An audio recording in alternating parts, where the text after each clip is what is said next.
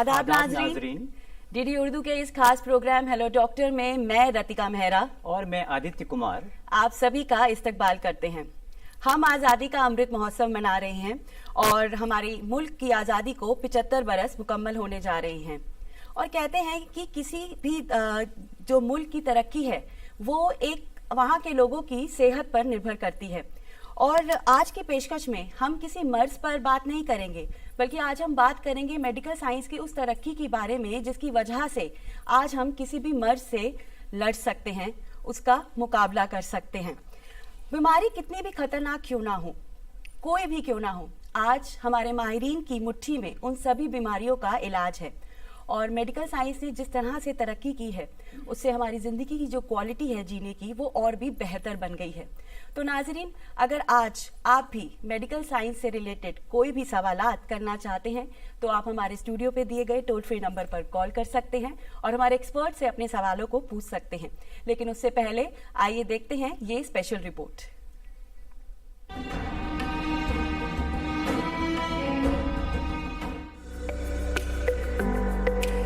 नाजरीन, 15 अगस्त 1947 को हमारे मुल्क को आजादी मिली और तब से लेकर आज तक मुख्तलिफ शोबों में कामयाबियों और हुसूलियाबियों का सिलसिला जारी है। हमारी आजादी को 75 बरस मुकम्मल होने वाले हैं और इसीलिए हम आजादी का अमृत महोत्सव मना रहे हैं, जिसका मकसद मुल्क की हुसूलियाबियों से अवाम को बावर कराना है। इस मौके पर जब हम मुल्क के सेहत से मुताल्लिक शोबे और तिब्बी शोबे का अहाता करते हैं तो हम पाते हैं कि इस शोबे ने हालिया बरसों में खातिरखा तरक्की की है और कर रहा है। काबिल गौर है कि जब मुल्क में कोरोना वायरस वबा की शुरुआत हुई तो वो हम सब के साथ साथ हुकूमत के लिए भी एक बहुत बड़ा चैलेंज था। लेकिन वजीर आजम नरेंद्र मोदी की क़यादत में मरकजी हुकूमत ने अपने मौसर इक़दामात से इस मोहलिक वबा पर काबू पाने के लिए ठोस मंसूबे बनाए और इस बात को यकीनी बनाया कि उन पर सख्ती से अमल हो। इसी दौरान हमारी अद्वियात की कंपनियां कोविड से बचाव का टीका बनाने में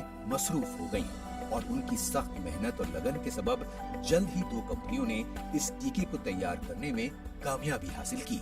अगला मरहला इतनी बड़ी आबादी की टीकाकारी का था, तो इस सिलसिले में भी मंसूबाबंद तरीके से 16 जनवरी 2021 को दुनिया की सबसे बड़ी टीकाकारी मुहिम का आगाज किया गया और हुकूमत की मुस्बत कोशिशों के नतीजे में आज आधी से ज्यादा आबादी के कोविड से बचाव का पहला टीका लग चुका है और ये सिलसिला बिला रुकावट जारी है। यहाँ काबिल जिक्र है कि हमारे पास बेहतरीन डॉक्टर और साइंसदां हैं, अद्वियात और आलात की कंपनियां हैं, सरकर्दा जदीद सहूलियात से लैस अस्पताल हैं और सेहत की देखभाल से मुताल्लिक आला तरबियत याफ्ता अमला है। यही वजह है कि पड़ोसी मुल्कों से मुतअद्दिद मरीज इलाज करवाने के लिए हिंदुस्तान आते हैं और पूरी तरह ठीक होकर वापस जाते हैं। 2014 से हिंदुस्तान पोलियो की बीमारी से नजात हासिल कर चुका है और 2025 तक टीबी से पूरी तरह पाक हो जाएगा। मोदी हुकूमत की जानिब से शुरू किए गए स्वच्छ भारत अभियान से एक से दूसरे को लगने वाली बीमारियों के फैलाव में भी काफी कमी आई है। मौजूदा हुकूमत का मकसद मुल्क के हर जिले और ब्लॉक की सतह पर संगीन बीमारियों के इलाज के लिए सहूलियात फराहम करना है। दुनिया की दूसरी सबसे ज्यादा आबादी वाले मुल्क में अगर हम गौर करें तो हमारे सेहत से मुताल्लिक शोबे पर बहुत दबाव है, लेकिन फिर भी हमारे डॉक्टरों और सेहत की देखभाल के अमले की सलाहियत की वजह से आज हिंदुस्तान में तकरीबन हर बीमारी का इलाज मौजूद है। हमारे सेहत और तिब्बी शोबे में अब भी वसीतर इम्कानात हैं और नीति आयोग की एक रिपोर्ट के मुताबिक हमारा सेहत का शोबा 2022 में $372 बिलियन तक तरक्की करेगा। मौजूदा हुकूमत की जानिब से आयुष वजारत का कयाम भी एक काबिल सताइश कदम है, जिसके तहत रिवायती तरीक़े इलाज को फरोग दिया जा रहा है। हम हुकूमत, डॉक्टरों, सेहत कारकुनों और तमाम तिब्बी अमले के लिए अपनी नेक ख्वाहिशात पेश करते हैं और दुआ करते हैं कि इलाज व मुआलजे की तमाम तर सहूलतें समाज के हर तबके को मयस्सर हों।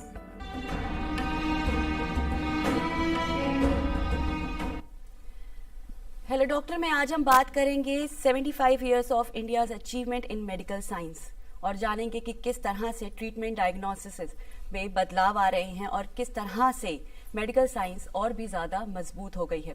और इन्हीं सभी मौजूआत पर आज गुफ्तगू करने के लिए हमारे साथ है एक्सपर्ट का एक खास पैनल। तो आइए आपका उनसे तारुफ कराते हैं।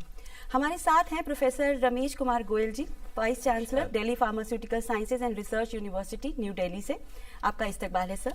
हमारे साथ हैं doctor professor BL Sherwal, director and medical superintendent Ram Manohar Lohia hospital New Delhi से। आपका भी इस्तकबाल है सर। और हमारे साथ हैं doctor Jeevan Singh Titiyal, chief RP centre and professor of ophthalmology, AIIMS Delhi से। आपका भी इस्तकबाल है सर। तो सबसे पहले सर मैं आपसे शुरुआत करूंगी। डॉक्टर गोयल, हम आज़ादी का अमृत महोत्सव मना रहे हैं, 75 साल मुकम्मल होने जा रहे हैं। तो इन 75 सालों की इस जर्नी में आप मेडिकल साइंस की जो तरक्की है उसे किस तरह से देखते हैं? सबसे पहले मैं ये कहना चाहूँगा कि इन 75 सालों में जो भारत ने कामयाबी हासिल की है वो काबिल तारीफ है।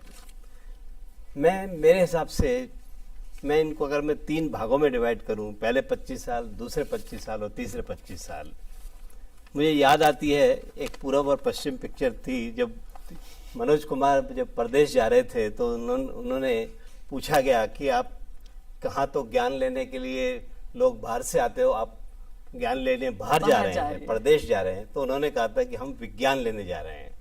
शायद ये पहले 25 सालों में रहा होगा, लेकिन उसके बाद के 25 साल में कुछ ऐसा हुआ कि विज्ञान हमारे यहाँ बढ़ता चला गया। और क्योंकि अब्दुल कलाम जैसे, डॉक्टर अब्दुल कलाम जैसे, डॉक्टर कोरियन, अगर मैं मेडिकल की बात करूँ तो कई नाम ऐसे आते हैं कि आज तरक्की के ऊपर तरक्की होती गई। और जब ये कोविड आया पर्टिकुलरली, तब तो बिल्कुल दिखा दिया गया कि हम सही मायने में, जो हमारे वजीर आजम ने कहा, हम आज की तारीख में संपूर्ण तरह से आत्मनिर्भर हैं। बहुत ही अच्छे तरीके से आपने हमारी इस 75 साल की जर्नी को बताया है। तो सर मैं आपसे जानना चाहूंगी कि आप कैसे देखते हैं इस 75 साल की जर्नी को? बिल्कुल, डॉक्टर गोयल ने बहुत अच्छे से बताया कि कैसे स्टेज बाय स्टेज पढ़े। और इस दौरान आई थिंक बहुत मुकाम हम कहें जो मेडिकल फील्ड के अंदर हम इसको देखें कि इंफ्रास्ट्रक्चर हम 1947 से कहाँ से चले थे, और चाहे वो मेडिकल कॉलेजेस का नंबर हो, चाहे वो HR हो, और चाहे जो सुविधाएं पेशेंट केयर के लिए हैं, उसमें आज की डेट में अगर देखा जाए तो डेफिनेटली बहुत अच्छे तरीके से हम मेडिकल साइंस में अपने आप को पाते हैं। और इसीलिए बहुत सारे जो मॉडर्न टेक्नोलॉजी है जो पेशेंट्स के लिए हम बाहर जाते थे, वो आज की डेट में हिंदुस्तान में मेजर सिटीज़ के अंदर अवेलेबल है। और मैं कहूँगा कि इवन 2 टायर सिटीज़ के अंदर भी आमतौर पर जो पहले प्रॉब्लम हुआ करती थी, आज की डेट में वो हम इस मुकाम पर, ख़ास तौर पे कोविड से जैसे हम बात करें, हम एक फैसिलिटीज़ की बात हुआ करती थी, वो आज जो है एक लैब से लेकर आज हम मोर देन 3000 लैब, 300 लैब पहुंच गए। सॉरी, आज की डेट में ये इस तरह की चीजें हैं जो पहले हम सोच नहीं सकते थे। लेकिन इसके अंदर मैं कहूँगा लीडरशिप मैटर्स। तो लीडरशिप अगर है तो मुझे लगता है कि कोई भी मुकाम हम छू सकते हैं। और 75 साल में काफ़ी जो है हमने देखा है राइट फ्रॉम 1947 से, और आज 75 साल होने जा रहे हैं, उसके अंदर लीडरशिप का एक बहुत अहम रोल है। और मेडिकल जो फैसिलिटीज़ है वो क्रिएट करने में अगर लीडरशिप नहीं होगी तो एज ए डॉक्टर या एज ए साइंटिस्ट हम कुछ नहीं कर पाते। तो मैं डॉक्टर टिटियाल, मैं यही सवाल आपसे पूछना चाहूँगा। हाल में जो 75 साल की जर्नी हमारे देश ने पूरी की है, हमारे देश की जर्नी है, तरक्की है, इसको आप किस तरह देखते हैं? इसको आप देखेंगे, स्वास्थ्य का जो विभाग है या इंस्टीट्यूशन है, उसको 3 चीज़ों से जोड़ा जाता है। पहला इम्पोर्टेंट है टीचिंग, सेकंड है रिसर्च, और तीसरा इम्पोर्टेंट पेशेंट केयर। इन तीनों चीज़ों को आगे बढ़ाने के लिए संस्था की ज़रूरत पड़ती है। देश की, जैसे कहा कि मार्गदर्शिता चाहिए, लीडरशिप चाहिए, और एक इंफ्रास्ट्रक्चर डेवलप करना चाहिए, जो पिछले 75 सालों में बहुत ही अच्छी तरह से हुआ है। जहाँ तक आप देखेंगे जो इंफ्रास्ट्रक्चर है जो 75 सालों में डेवलप हुआ है, उसकी उन्नति, जैसे हमने कहा कि अब हमें पता चल रहा है कि हमारी जो संस्थाएं हैं वो बहुत ही सक्षम स्टेज में आ गई है। तो उस संस्थाओं से हमें 3 चीज़ मिले हैं। एक तो पेशेंट केयर जो है, जहाँ लोग भागते थे कि छोटी सी बीमारी के लिए विदेश जा रहे हैं इलाज करने के लिए, आज जो है मेडिकल टूरिज्म इंडिया में आ गया है। बिल्कुल ठीक लोग कह रहे हैं। बाहर से इंडिया इलाज जी। करने के आ रहे हैं हर क्षेत्र में। ये नहीं है कि केवल कार्डियक सर्जरी के लिए आ रहा हूँ या फिर कोई कंजेनिटल डिसऑर्डर के लिए आ रहा हूँ। हर क्षेत्र में जो है भारत जो है अग्रिम स्थान पे है। दूसरा जो है हमारी टीचिंग इतनी सक्षम हुई है इतने सालों में, जो जब मुझे याद है कि जब मैं all India institute medical sciences में पढ़ने आया था तो हमारी 50 की बैच होती थी, उसमें से 35 लोग बाहर चले जाते थे क्योंकि हायर एजुकेशन की रिक्वायरमेंट हमारे देश में फुलफिल नहीं हो रही थी उस टाइम में।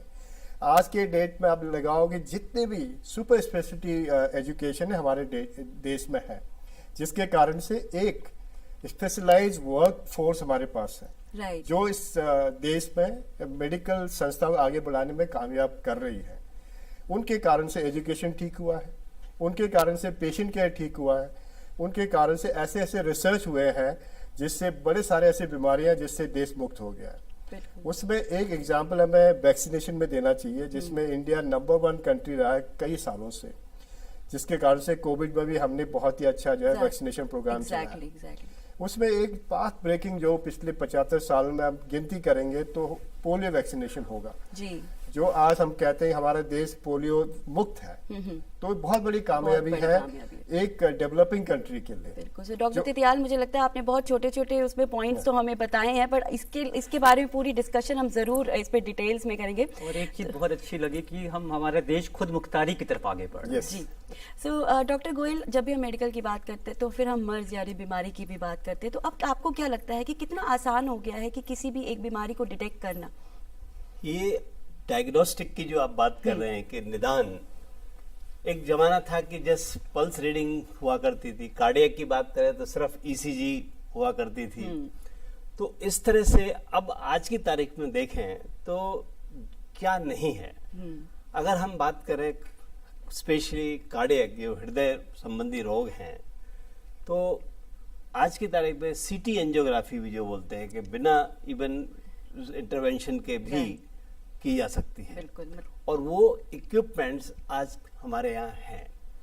दूसरा आता है कि जो अगर डायग्नोस्टिक की बात करें तो जीनोम बेस्ड डायग्नोस्टिक वो भी एक बहुत अहम हिस्सा है। जो अगर बोलेंगे सबसे ज्यादा रैपिड आज की तारीख में क्या है तो जीनोम। इसको आप यानी जीनोम यानी जो हमारे जो जीन्स होते हैं, जो जन्मजात जो जीन होते हैं उनका, लेकिन उसका एक अलग रूप है। अब उसके लिए भी एक एनालिसिस के लिए जरूरत पड़ती है मल्टी एथेनिसिटी की भी, क्योंकि एक पेशेंट का, एक व्यक्ति का दूसरे व्यक्ति का अलग हो सकता है। उसी हिसाब से थेरापी भी बदलती है। आज वो भी संभव होता जा रहा है। जो नेक्स्ट जेन सीक्वेंसर जो बोलते हैं वो भी हमारे यहाँ इंडिया में होने लगे हैं और आने लगे हैं चीजें। और मैं जैसा मानता हूँ कि स्पेशली कोविड के कारण अगर मैं देखूं तो एकदम बदलाव आया है। पहले जब मैं बात करता था विद्यार्थियों से हमारे मेडिकल के, उनके RT-PCR या PCR की बातें करता था, किसी को समझ में नहीं आती थी ज़्यादा। आज हर जवान पे RT-PCR लगा हुआ है और कहाँ 4000 से उसकी कीमत भी आप देखो तो क्या हो गई है, सबको मालूम है। जी जी। तो डॉक्टर शेरवाल, अगर हम बात करें, जैसे कि अब हम देखते हैं कि आजकल जो एक इंसान की अंदरूनी दुनिया जो है, बिना किसी, जैसे सर ने भी बताया, बिना किसी कांटे हम आराम से देख सकते हैं, तो बहुत कुछ चीज़ों में बदलाव आया है। तो इस पे आप क्या कहेंगे? नहीं, डायग्नोसिस में देखा जाए तो बेसिकली मैं माइक्रोबायोलॉजी से आपको ये है कि पहले अगर हम जैसे डॉक्टर गोयल ने बताया कि बेसिकली मर्ज जो है हम पल्स चेक करते थे और क्लिनिकल सिम्टम पे डिपेंडेंट रहते थे और हमारे टीचर्स उस वजह से काफ़ी सक्षम होते थे, मैं ये नहीं कहूँगा। लेकिन आज की डेट में हम क्लिनिकल डायग्नोसिस एक चीज़ है, उसके साथ में अगर वो उस डिजीज को कंफर्म करना चाहें तो वो पहले क्या होता था कि कई बार 1 दिन या 2 दिन का वक्त, या कई बार जैसे ट्यूबरकुलोसिस को डायग्नोज करने के लिए अगर टीबी का कल्चर करना है तो उसमें महीनों लग जाते थे।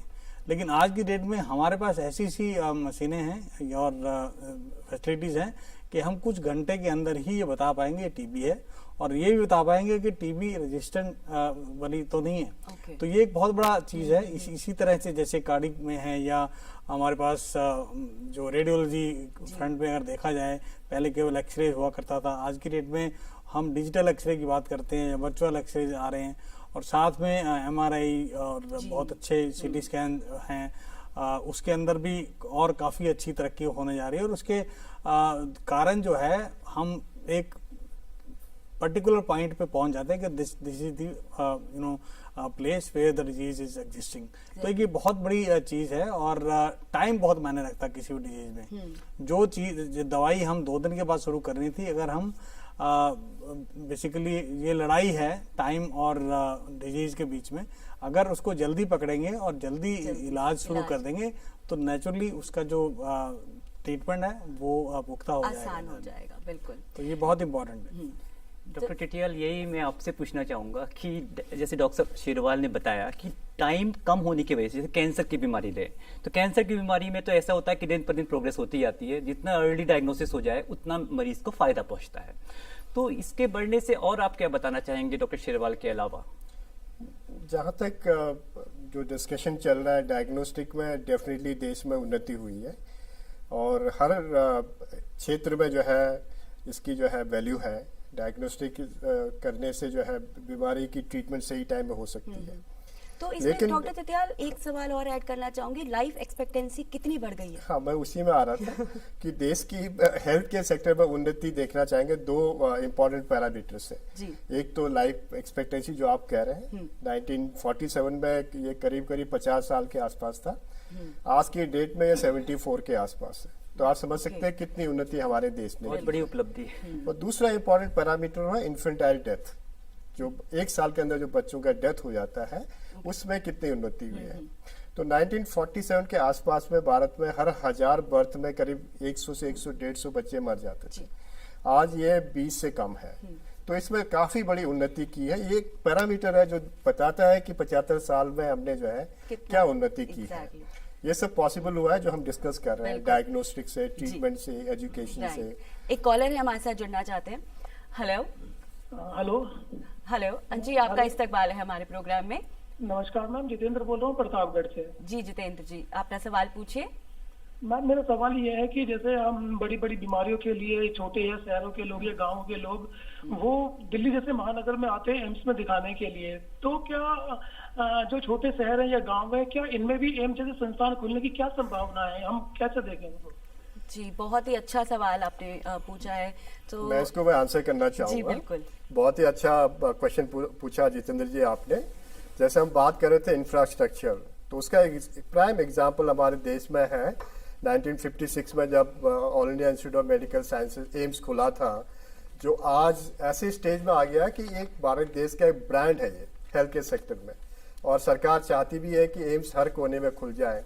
आज की डेट में 22 एम्स बन रहे हैं हमारे देश के कोने कोने में, हर स्टेट में। और जो अभी जो बातें चल रही है कि हर डिस्ट्रिक्ट में एक मेडिकल कॉलेज खुलेगा, और मुझे पता है कि फ्यूचर में सारे जो है एक दूसरे से कनेक्ट हो जाएंगे और एम्स भी इसका पार्ट होगा। और डेफिनेटली फिजिकल ट्रीटमेंट के साथ साथ में टेलीमेडिसिन जो है बहुत बड़ा इंपॉर्टेंट फैक्टर होने वाला है हमारे देश के लिए, जिसमें दूर दराज के लोग इसमें एक साथ जुड़ जाएंगे, जहां पर बड़े से बड़े एक्सपर्ट उनका जो है उनके बातों को सुनेंगे, उनके बीमारियों का डायग्नोसिस करेंगे, ट्रीटमेंट बताएंगे मरीज को भी, वहाँ के डॉक्टरों को भी, जिससे कि वहीं पर ही इलाज हो जाए और लोगों को दिल्ली नहीं आना पड़े या मुंबई नहीं जाना पड़े।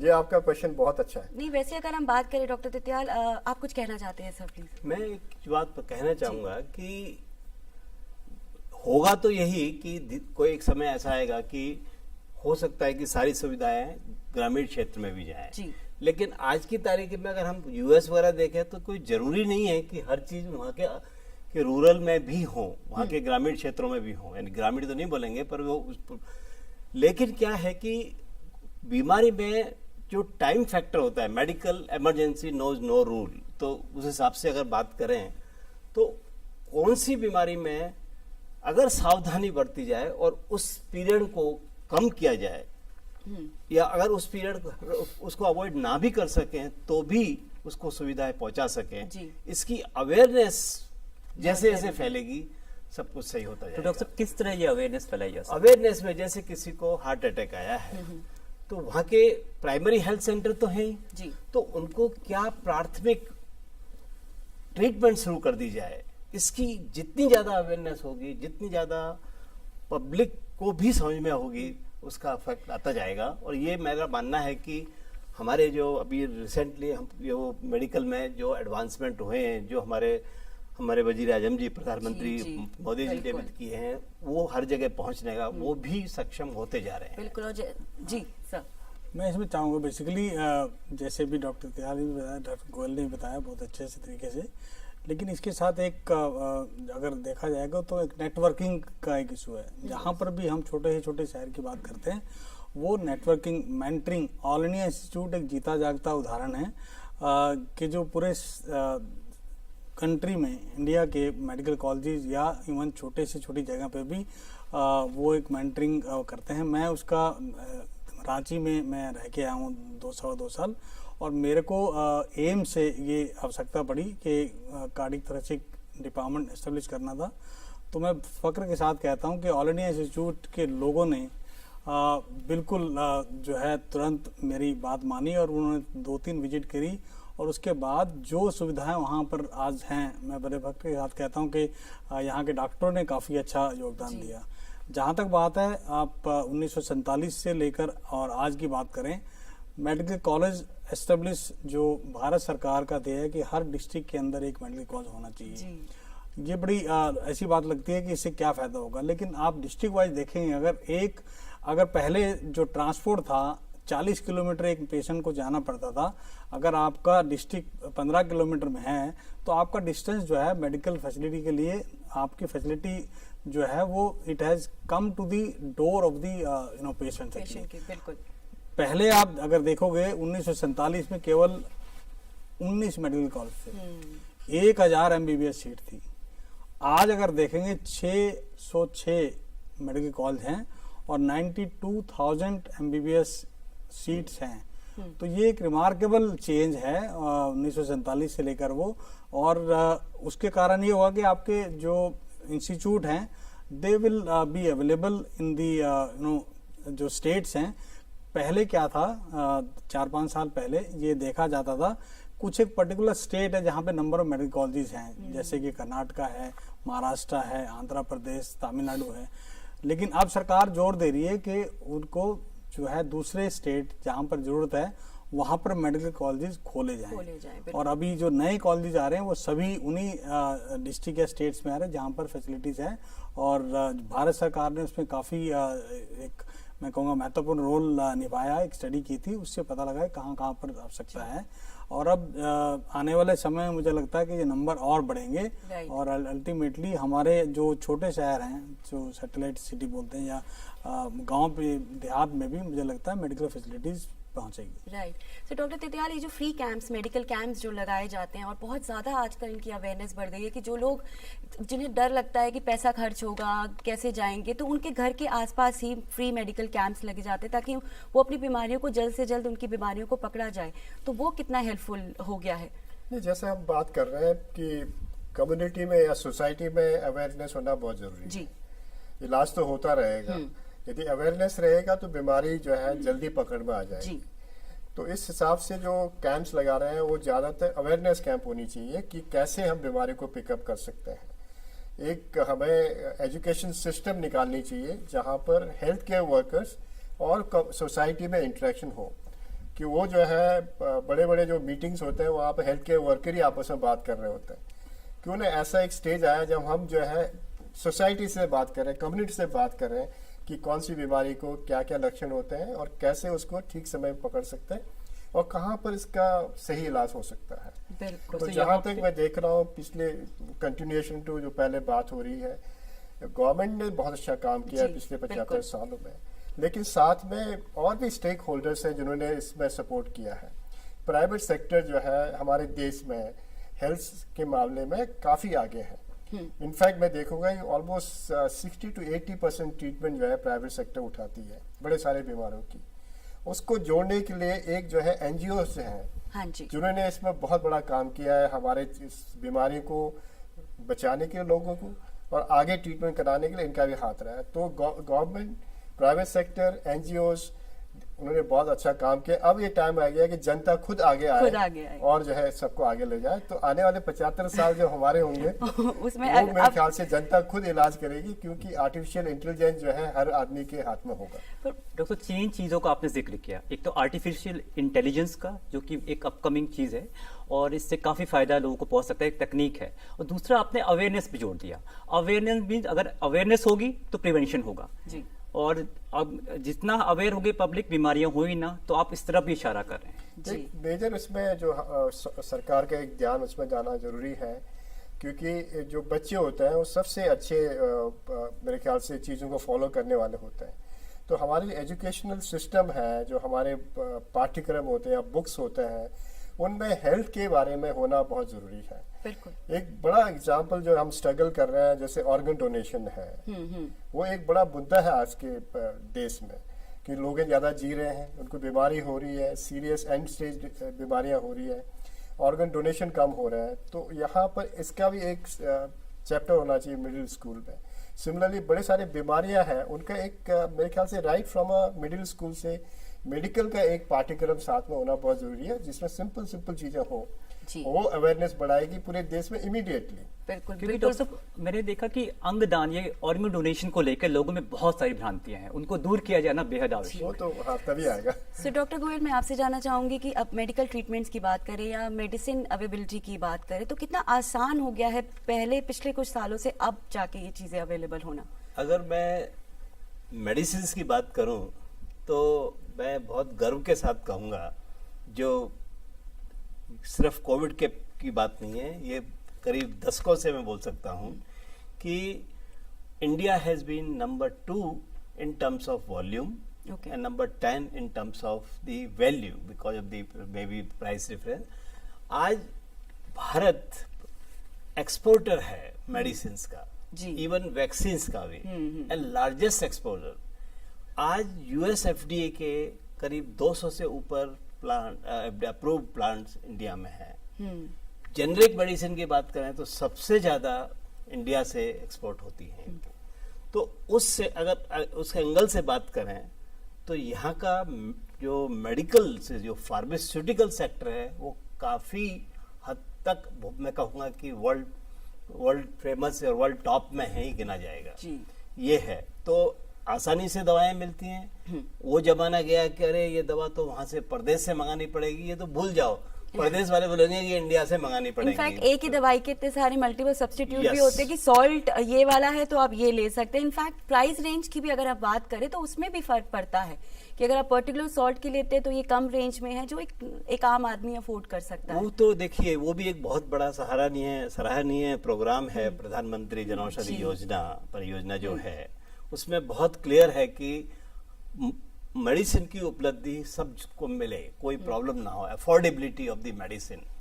तो जो प्रोग्राम्स जो चले हैं अलग अलग, उसमें भी इसका प्रावधान है। तो मेडिसिन की बात में, दवाओं की अवेलेबिलिटी की बात में तो हम कहेंगे कि हम काफी बहुत ही आगे हैं। बिल्कुल। और अगर हम गवर्नमेंट सेक्टर्स की बात करते हैं तो वहाँ पे तो फ्री दवाइयाँ भी अवेलेबल होती हैं। जो लोग नहीं ले सकते तो वो अपना फ्री में इलाज भी है और दवाइयाँ भी फ्री में ले सकते हैं। इस मामले में एक चीज और बताऊंगा, जो बहुत ही है, लोग क्रिटिसाइज करना बहुत आसान होता है कि देखो इंडिया में ये हुआ है, पर आपको नहीं मालूम कि कई देश जो विकसित देश हैं वहां भी सब कुछ हार्ट सर्जरी करानी तो आपको क्यों में रहना पड़ता है। इंडिया में ये पोजीशन नहीं है। हाँ जी। ठीक है, थोड़ा बहुत शायद गांव से यहाँ तक आने में या कुछ अफोर्डेबिलिटी की बात आ जाती है, पर यहाँ ऐसा नहीं है। बिल्कुल ठीक। उल्टा मैं तो कहूँगा कि हम बहुत आगे हैं उसमें भी। एक कॉलर है हमारे साथ जुड़ना चाहते हैं। हेलो, मेरी आवाज आ रही है आपको? जी बिल्कुल आ रही है। हाँ, मेरा सवाल है डॉक्टर शेरवाल से। जी। जिस तरह से हम टीबी को खत्म करने की बात कर रहे हैं, पोलियो को खत्म करने की बात कर रहे हैं, हाँ जी।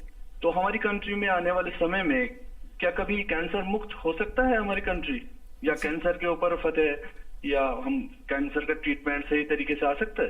बिल्कुल, बहुत ही अच्छा सवाल आपने लिया सर। Thank you. ये बहुत अच्छा सवाल लगती है और मैं कैंसर हॉस्पिटल 2-3 साल के लिए मैं काम कर चुका हूँ उसमें, और इसका बहुत ज़रूरी है आज की डेट में। जैसे हम नॉन कम्युनिकेबल डिजीज़ की बात कर रहे हैं, कोविड से पहले बहुत मैं कहूँगा 40-50 पहले तो हम बात करते थे कि नॉन कम्युनिकेबल डिजीज, लेकिन लेटली हमारा जो स्ट्रेस था, गवर्नमेंट का स्ट्रेस जो है वो नॉन कम्युनिकेबल डिजीज के ऊपर है। उसके अंदर अलोंग विद कैंसर, डायबिटीज और हाइपरटेंशन या हार्ट डिजीज बहुत ज़्यादा संख्या में पेशेंट्स के नंबर बहुत ज़्यादा हैं। साथ में आप कहें कि लेटली हमारे पास जो है कैंसर का एक महामारी की तरह एक तरह से वो है। उसके लिए हम बिल्कुल सरकार का कैंसर प्रिवेंशन पे काफ़ी जोर है, कैंसर ट्रीटमेंट में बहुत जोर है।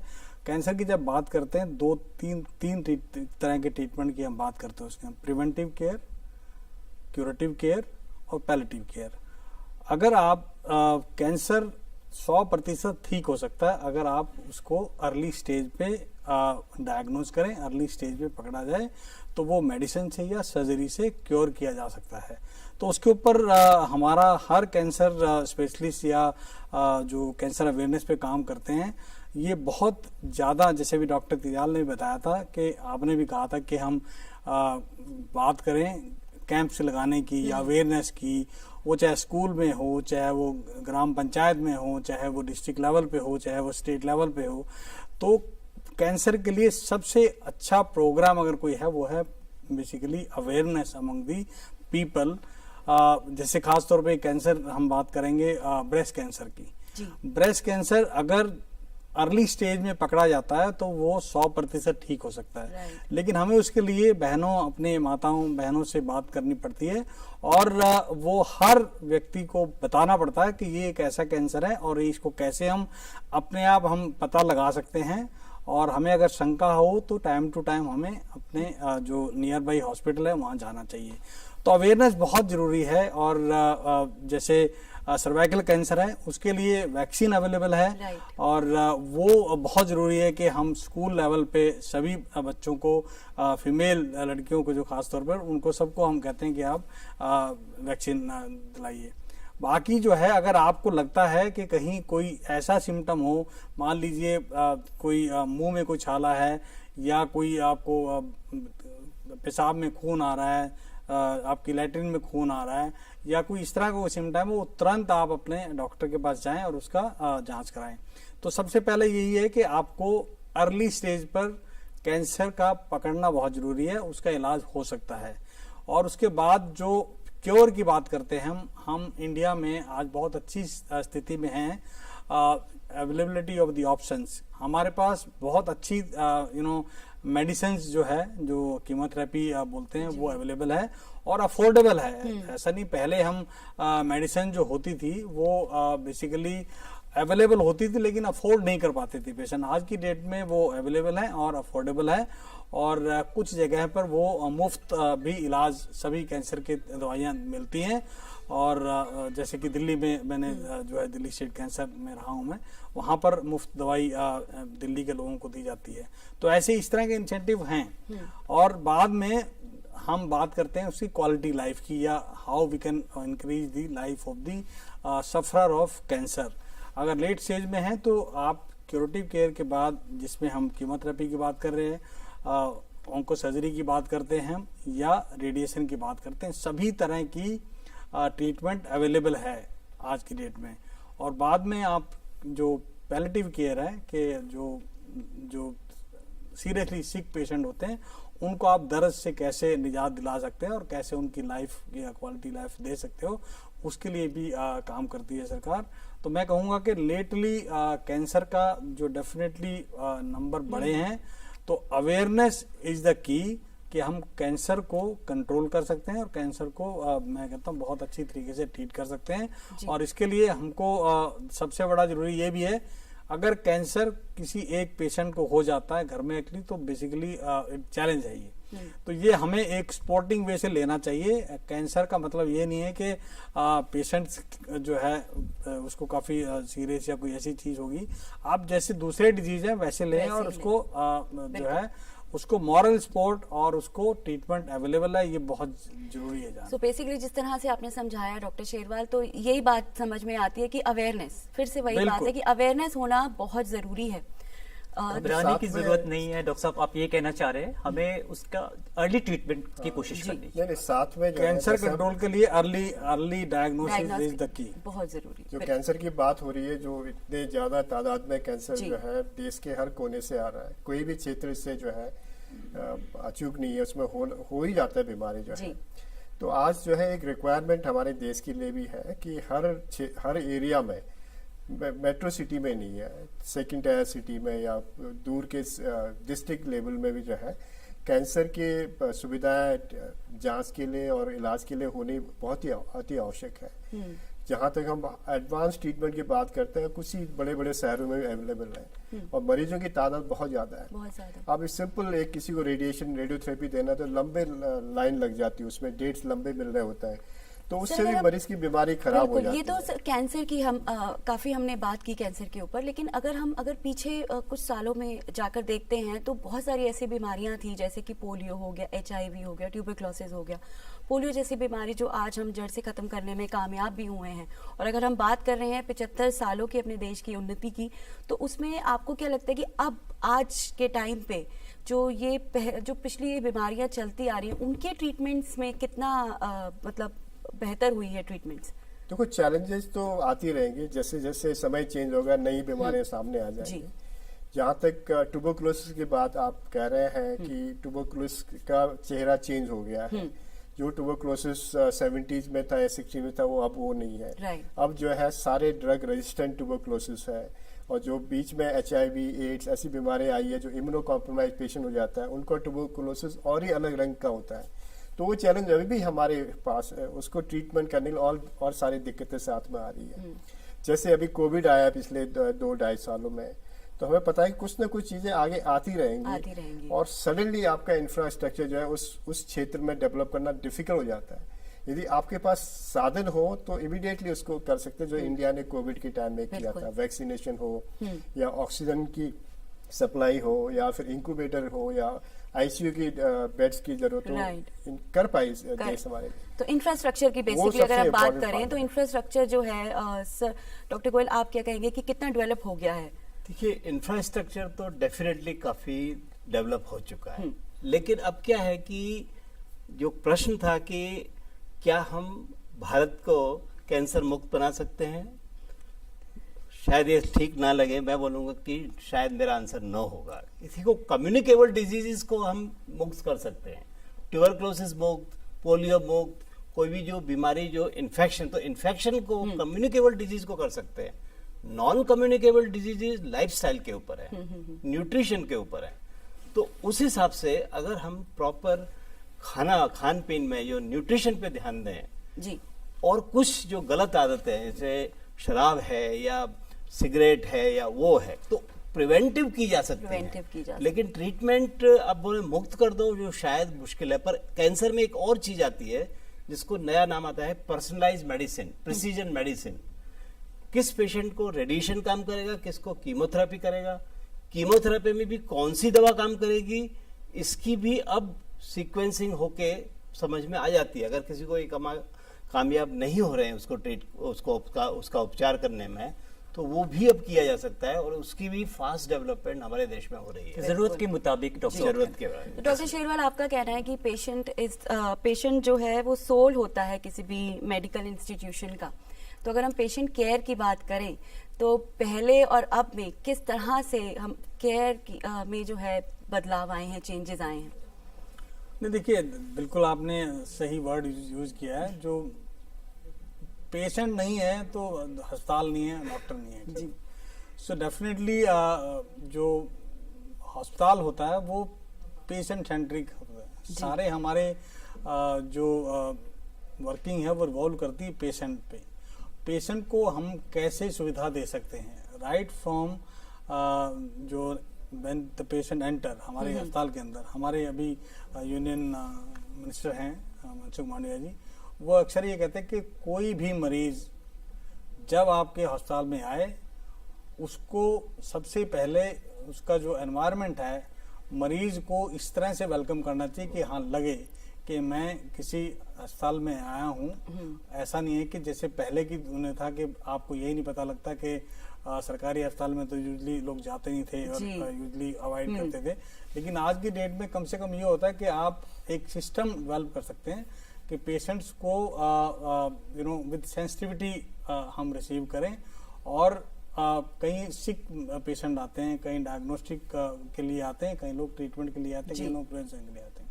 तो उनको प्रॉपरली अगर हम एंट्री लेवल से एक इंटरेक्शन जो है वो बहुत इंपॉर्टेंट होती है।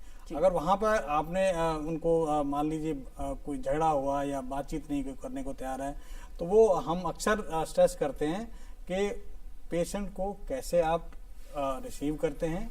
उसके बाद जब पेशेंट ट्रीटमेंट ओपीडी ट्रीटमेंट हो या इंडोर ट्रीटमेंट हो, आप with sensitivity you have to own that patient. Actually patient के लिए इमोशनल सपोर्ट बहुत जरूरी होता है। पेशेंट की एक अपनी वो है, और साथ में उनके अटेंडेंट्स जो है, जब भी आप पेशेंट्स के साथ आते हैं, पेशेंट से ज्यादा पेशेंट के अटेंडेंट्स की सेटिस्फेक्शन जरूरी होती है। तो अगर हम पेशेंट के साथ साथ उनके अटेंडेंट्स के भी संवेदनशील जो कई चीजें रहती हैं और कई बार झगड़ा भी होता है, तो मुझे लगता है कि वो हम अपने डॉक्टरों को बार बार हम ये कोशिश करते हैं, और वो मतलब ताकि इस तरह के चीजें हों कि सेंसिटिविटी के साथ उनके साथ बातचीत की जाए।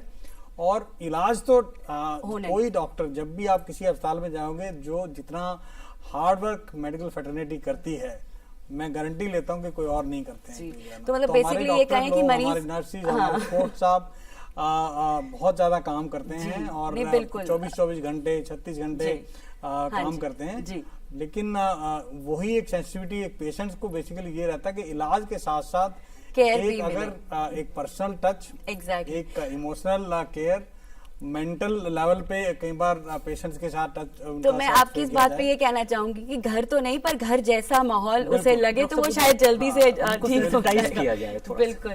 तो वक्त आपसे बात करके पता ही नहीं चला वक्त कब खत्म होने को आ रहा है। तो एक छोटा छोटा मैसेज मैं चाहूंगी आप तीनों से कि एक शॉर्ट में आप हमारे उसको बताएं व्यूवर्स को, मेडिकल साइंस के लिए या आगे उनके अपनी हेल्थ के लिए। तो एक छोटा छोटा सर आपसे सबसे पहले मैं कहूँगा कि चैलेंजेस तो हैं। तो पहला चैलेंज कि जो ग्रामीण और शहरी का जो डिस्टेंस है उसको दूर करना, और दूसरी जो बात जो अभी अभी बात की गई कि डॉक्टरों को जो सबसे ज़्यादा मेहनत करनी पड़ रही है, तो 2020 में एलाइड हेल्थ साइंसेज का बिल जो पास हुआ है उसके ऊपर उसको बाकायदा इम्प्लीमेंट करना, क्योंकि जो काम कुछ अलाइड हेल्थ साइंसेज से हो सकते हैं शायद से बहुत बड़ा फायदा होगा। Thank you so much sir. Doctor Sherwala आप क्या कहेंगे?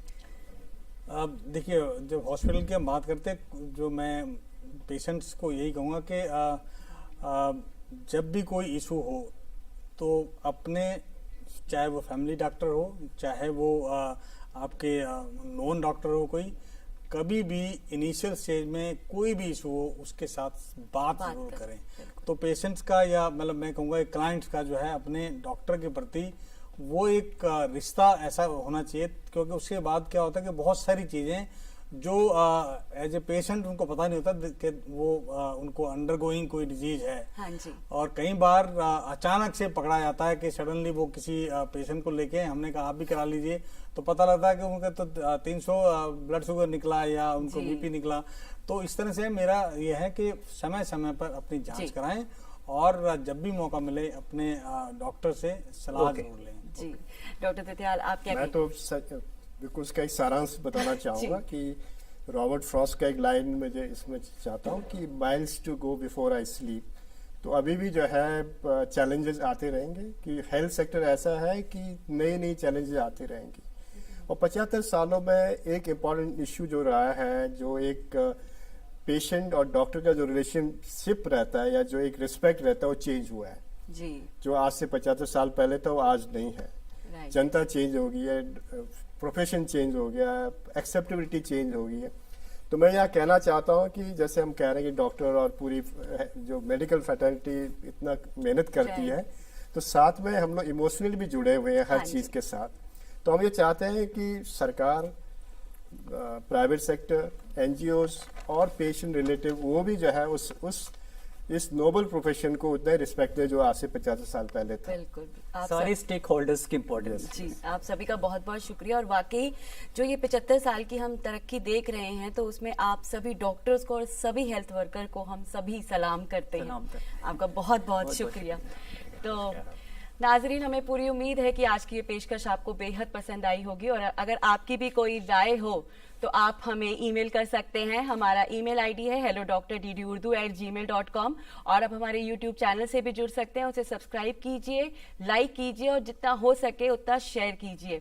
और आप अपनी मेजबान रतिका मेहरा और आदित्य कुमार को दीजिए इजाजत। अगले हफ्ते आपसे फिर मुलाकात होगी एक नए मौजू पर।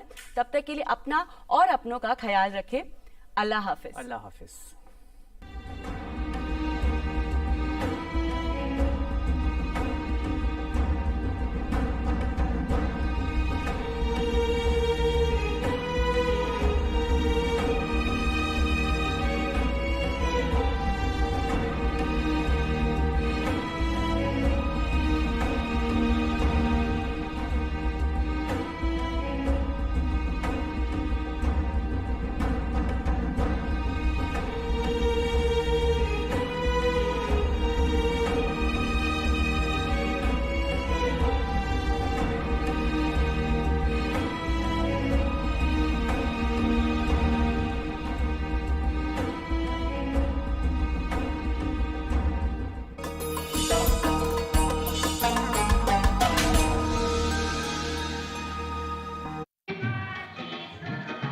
कैसा लग रहा है मैडम? फेशियल कैसा लग रहा है? शादी के पहले आता है सीजन शादी.com का। आज ही डाउनलोड कीजिए।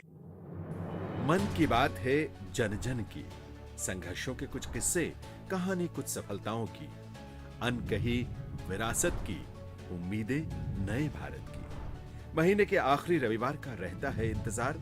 मलयाचल के आंचल से विंध्याचल